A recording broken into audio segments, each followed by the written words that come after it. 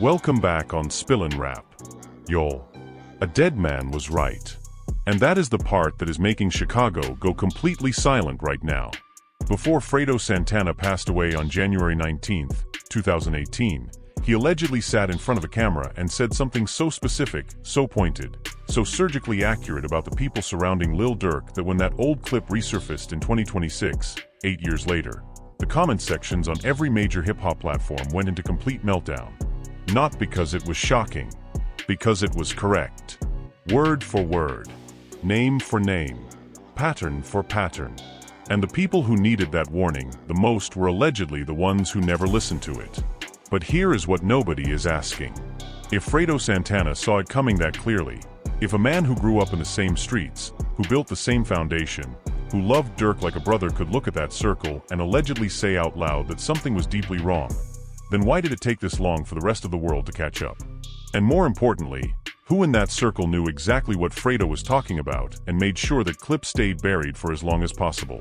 You need to stay right here. Because this is not just about a viral clip.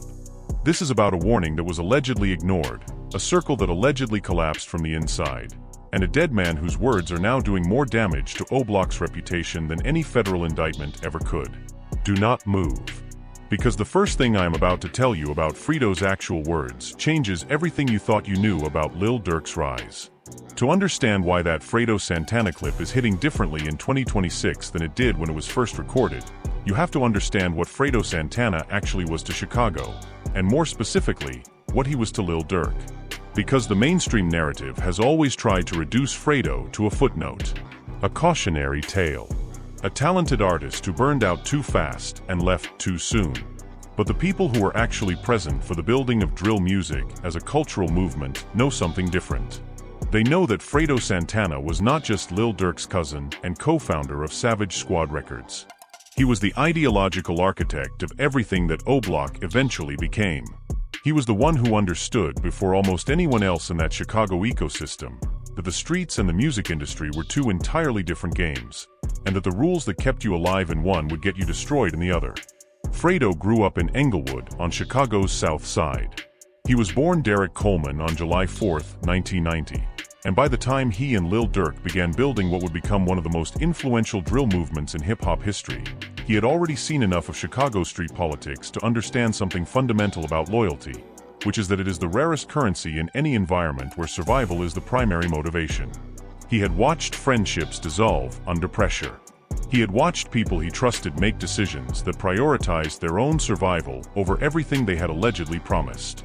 And when he began building with Durk, reportedly, the one thing he was most vocal about, the one conversation that sources close to both men claim he returned to repeatedly, was the question of who was actually around them for the right reasons. And here is where it gets interesting.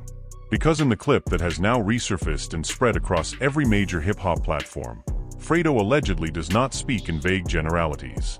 He does not give a motivational speech about loyalty in the abstract. According to multiple people who have analyzed the footage and cross-referenced it with what they knew about the O-Block inner circle at the time, Fredo is allegedly describing specific behavioral patterns, specific types of people, specific warning signs that he claimed were already visible to anyone paying close enough attention. He allegedly said, and these are the words that are now echoing across comment sections from Chicago to Atlanta to New York, that the people who smile the hardest in your face are almost always the same people who are building something behind your back. That in a circle where everyone is competing for proximity to the person at the top, loyalty is not a value, it is a performance. And performances, Fredo allegedly warned, always end. Now think about when that clip was recorded. Think about the timeline. Because this is not a warning that Fredo issued after everything fell apart. This is allegedly a warning he issued while everything was still being built, while Durk was still climbing, while the circle was still expanding, while the money was starting to come in and new faces were appearing around the core group with increasing frequency. And according to insiders who were present during that period, Fredo was not speaking hypothetically. He was allegedly watching specific people, tracking specific behaviors, and reportedly telling Durk directly, in private conversations that sources claim grew more urgent as 2017 approached, that not everyone who was eating at the table had helped build it. But here is what makes this clip so devastating in 2026 specifically. It is not just that Fredo was right. It is that the timeline of everything he allegedly warned about maps almost perfectly onto the sequence of events that ultimately led to the federal cases, the fallen relationships, the public betrayals, and the very specific unraveling of the O-Block circle that the world has been watching in real time over the last 3 years. When Lil Durk's close associate Quando Rondo became the central figure in one of the most painful and public tragedies in recent Chicago rap history, the death of King Von on November 6, 2020, the conversation about who was really loyal and who was really just in proximity immediately intensified. But the people who had heard Fredo's alleged warnings years earlier were not surprised. They were just heartbroken. Because allegedly, some of them had tried to echo what Fredo said, had tried to surface the same concerns through different voices, and had reportedly been dismissed or distanced for doing so. And this is the part that nobody is talking about. Because the Fredo clip is not going viral right now simply because people are nostalgic for a lost artist. It is going viral because in the current climate, with Lil Durk facing his own serious federal legal situation, with former associates making decisions that have sent shockwaves through the entire drill community, with the YSL RICO case having already demonstrated in devastating legal detail exactly how prosecutors view the relationships and communications within these circles. People are going back and listening to Fredo's alleged words with completely new ears. And what they are hearing is not a general statement about street loyalty. What they are allegedly hearing is a description of the exact mechanism by which a tight-knit circle gets infiltrated, compromised, and ultimately turned against itself. Sources close to the Chicago music scene claim that when Fredo made those statements, there were at least 2 or 3 people in Durk's immediate circle who knew exactly who Fredo was talking about, who recognized themselves in the description, and who allegedly made a very deliberate decision to increase their performance of loyalty, to become more visible, more vocal, more publicly dedicated to Durk, precisely because they understood that Fredo had seen through the act. Think about what that implies. Think about what it means when the people being warned about are also the people who are present for the warning. Think about the kind of psychological chess that gets played in environments where trust is the most valuable and most dangerous commodity simultaneously. Fredo Santana passed away at 27 years old. The official cause was a seizure, connected to years of lean consumption that had allegedly caused serious kidney and liver damage. He died on January 19, 2018, in Los Angeles. And within weeks of his passing, according to multiple people close to the situation, the dynamics inside Durk's circle allegedly began shifting in ways that Fredo had reportedly predicted almost to the letter. New voices moved closer. Old voices got quieter. The careful architecture of trust that Fredo had allegedly tried to protect started developing the exact cracks he had warned about. And the people who had been in that circle long enough to remember what Fredo said were allegedly watching it happen in slow motion, unable to stop it, because the one person who had the credibility and the relationship to call it out directly was no longer there to do so. Now here is the twist. Because the resurfacing of this clip in 2026 is allegedly not accidental. According to sources familiar with the current situation around Durk's circle, someone with direct knowledge of the original context of that footage made a very deliberate decision to surface it right now, at this specific moment. When Durk's legal situation is at its most serious and the conversation about who said what to whom and who cooperated with whom is at its most volatile.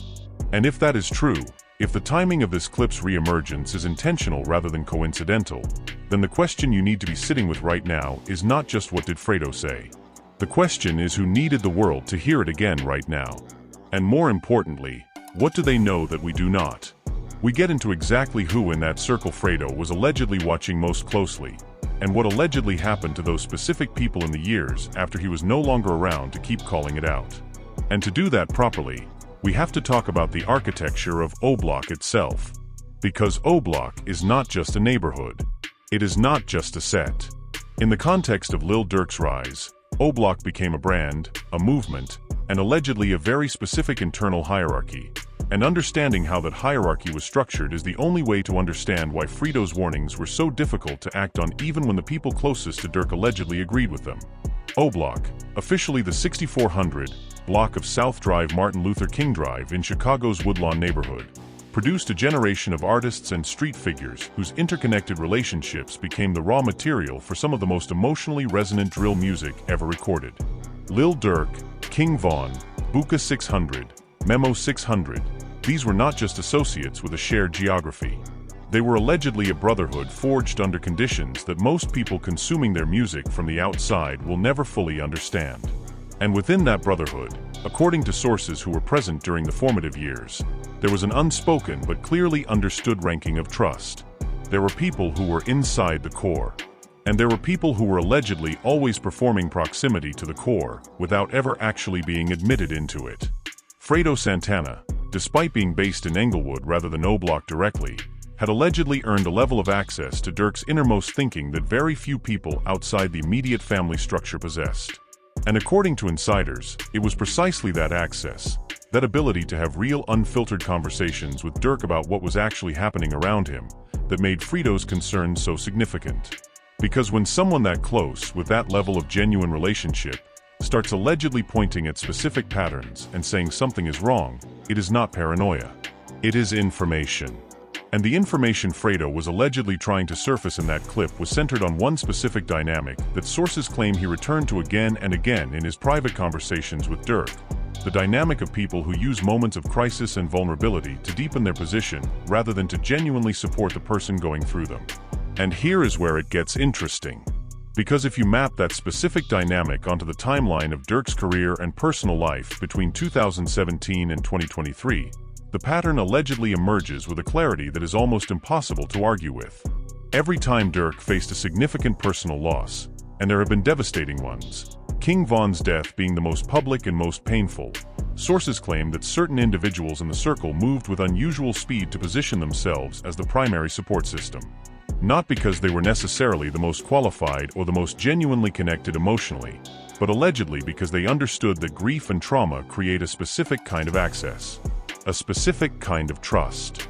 And that trust, reportedly, was exactly what Fredo had warned was being targeted. Now here is what they allegedly did not want you to find out. Because in the months following King Von's death on November 6, 2020, the internal conversations happening within the O-Block circle were allegedly far more complicated than what the public saw. The public saw Durk grieve. The public saw tribute posts and music made in Von's memory. What the public did not see, according to sources close to multiple people involved, was the alleged internal maneuvering that began almost immediately around questions of Von's legacy, his catalog, his business relationships, and his digital presence. A presence that, in the streaming era, represented real and ongoing financial value. And according to insiders, the people allegedly moving fastest on those questions were not always the people who had been closest to Von when he was alive. This is the part that nobody is talking about. Because the conversation around O-Block loyalty in 2026 is almost entirely focused on the federal legal dimensions, on who said what in court documents, on who was named in what filing, on who allegedly cooperated with investigators in ways that violated the street code that the music itself was built on. And those are real and serious and important dimensions of the story.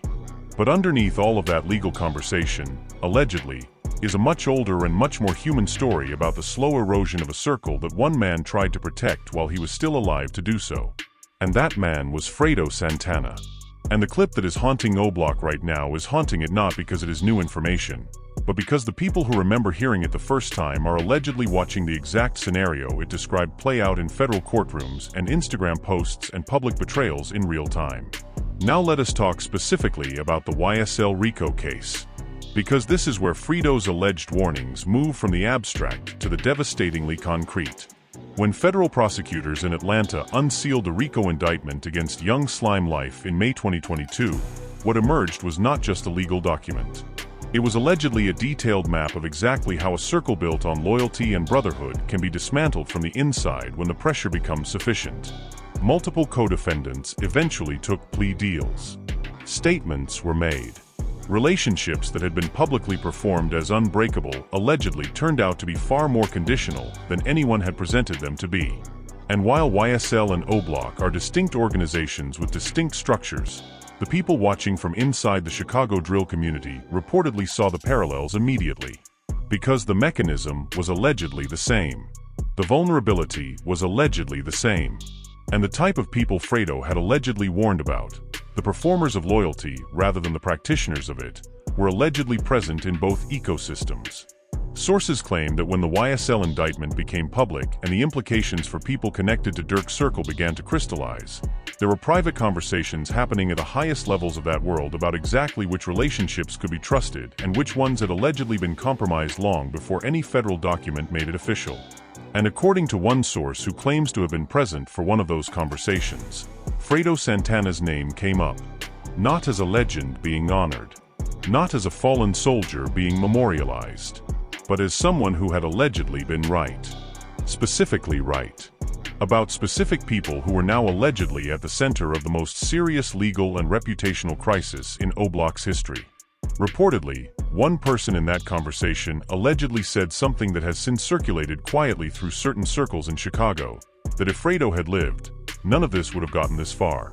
That his presence alone, his willingness to say the uncomfortable thing directly to Durk's face without softening it, was the one check on the system that could not be replaced once it was gone. Where we get into what is allegedly happening inside Durk's world right now in 2026, and why the specific timing of this clip's resurgence is allegedly connected to something that has not become fully public yet. And to understand that, you need to understand the position Lil Durk is currently in, because it is unlike any position he has ever been in before. And the people allegedly moving around him right now, according to sources close to the situation, are doing so with a level of calculation that would have immediately triggered every warning instinct Fredo Santana ever tried to develop in him. As of 2026, Lil Durk is facing serious federal charges. The specifics of those charges and the legal proceedings around them have been extensively covered in the mainstream press.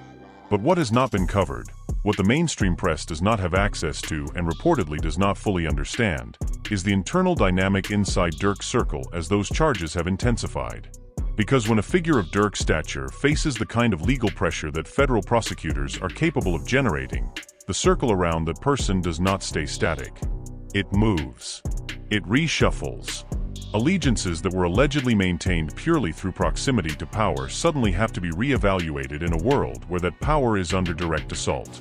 And the people who were allegedly always performing loyalty rather than practicing it are reportedly the first ones to start making quiet calculations about their own exposure and their own futures. Sources close to the situation claim that in the months leading up to Durk's most recent legal developments, there were individuals in and around his circle who were allegedly having conversations that Durk himself was not present for and was allegedly not informed about. Conversations that, according to insiders, touched on topics that no genuinely loyal person would be discussing without the direct knowledge and consent of the person at the center of the situation.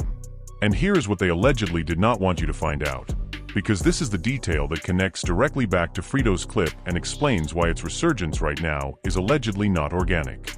According to a source who claims proximity to multiple people involved, the Fredo Santana clip was not simply rediscovered by a random fan scrolling through old footage. It was allegedly surfaced deliberately by someone who wanted to send a message. Someone who understood that in the current climate, with Durk's legal situation creating a specific kind of pressure and a specific kind of vulnerability, reminding the world of Fredo's alleged warnings would land with maximum impact. And the intended audience for that message was allegedly not the general public. It was allegedly the specific people inside the circle who recognized themselves in Fredo's description. People who knew exactly what Fredo had seen, and who allegedly needed to understand that someone still remembered what Fredo said, and was watching to see whether history was repeating itself. Now here is the twist. Because if that account is accurate, if this clip's re-emergence is a deliberate act of communication rather than an accidental rediscovery, then what we are witnessing right now is allegedly a form of conflict that operates entirely outside the traditional frameworks that hip-hop beef usually occupies. There are no diss tracks here. There are no Instagram posts with barely coded language. There are no interviews where someone says just enough to make the point without crossing a legal line. What is allegedly happening instead is something more subtle and more dangerous. A conversation being conducted entirely through implication, through the strategic deployment of a dead man's words, through the placement of old footage at a moment specifically calculated to make certain people feel seen and certain other people feel exposed. And this is the part that nobody is talking about. Because the mainstream hip-hop media is covering Fredo's clip as a nostalgia story, as a tribute, as evidence of how prophetic he was as a thinker and how tragic his early death was for Chicago. And all of those framings are true, but they are also allegedly missing the point entirely. Because the people inside the actual situation are not engaging with this clip as a tribute. They are engaging with it as a warning shot. And warning shots in this specific environment, in the world where Durk's legal future is genuinely uncertain and the people around him are allegedly making calculations that could affect that future, are never just symbolic. Let us talk about what Fredo's legacy actually represents to the generation of Chicago artists who came after him. Because this matters for understanding why his words carry the specific weight they carry right now. Fredo Santana was not just an artist who died young. He was allegedly someone who understood the intersection of street life and industry life with a clarity that very few people in either world possessed. He understood that the music industry was not a safe harbor from the streets. It was a different version of the same game, with different rules but identical stakes. And he allegedly understood that the most dangerous people in any room are not the ones who present themselves as enemies. They are the ones who present themselves as family, while allegedly building something that serves only themselves. Reportedly, in the final year of his life, Fredo had begun speaking more openly about wanting to create some distance between the music side and the street side of the world he had helped build. Sources claim he was genuinely concerned about the trajectory of certain relationships and certain dynamics. And according to people who spoke with him during that period, he was increasingly focused on the question of what would happen to Durk specifically if the wrong people were allowed to get too close during a moment of vulnerability. He allegedly said, according to one person who claims to have had this conversation directly with him, that the test of a circle is not what happens when everything is going well. The test of a circle is what happens when the person at the center needs protection rather than proximity. And allegedly, Fredo was not confident that everyone around Durk would pass that test. 8 years later, in 2026, with Durk's legal situation at its most serious and the circle that Fredo helped build allegedly fracturing in ways that are becoming visible even to people on the outside, those words are not philosophical anymore. They are allegedly a live and active description of something that is happening right now. And the people in Chicago who remember Fredo, who knew him, who heard him say these things in real time rather than through a resurfaced clip, those people are allegedly watching the current situation with a very specific kind of grief. Not just for Fredo, but for the possibility that what he allegedly tried to prevent is unfolding exactly as he said it would. Because a dead man being right is not a victory. It is a tragedy. And in Chicago right now, allegedly, it is both. The clip is haunting O-Block. But the real haunting is not the footage. The real haunting is the possibility that the people who needed to hear Fredo's warning most were the ones who made sure it stayed quiet for as long as possible. And now that it is out, now that the algorithm has picked it up and the comment sections are alive, and the people who remember the original context are starting to speak, the question that nobody has answered yet is the one that is going to keep this story moving for weeks and months to come. Who surfaced that clip? And what do they know about what is coming next? So here is where we are right now. A clip from a man who has been gone since 2018 is allegedly doing more damage to the carefully constructed image of an entire circle than anything a living person has said publicly.